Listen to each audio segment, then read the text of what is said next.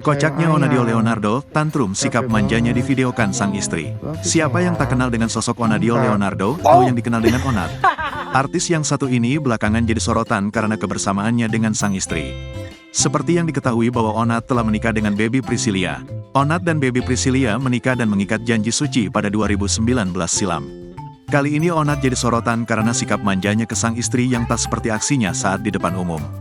Dilansir Grid.id dari akun Instagram @lambegosip pada Sabtu, tanggal 27 April tahun 2024, Onat tampak memeluk dan manja kepada sang istri.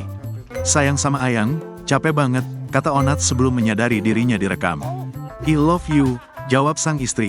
"I love you sayang, cinta," ucap Onat. Onat kemudian langsung kaget dan menjauhi istrinya saat tahu direkam.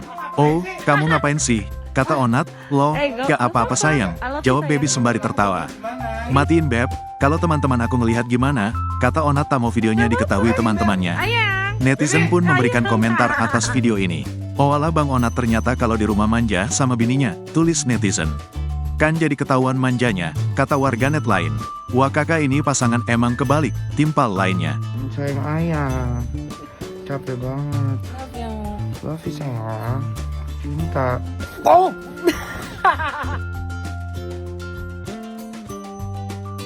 Ngapain sih? Gak apa-apa. I love you sayang. Teman-teman aku kalau ngeliat gimana? Ya gak apa-apa kan. Matiin Beb. Ayang. Beb.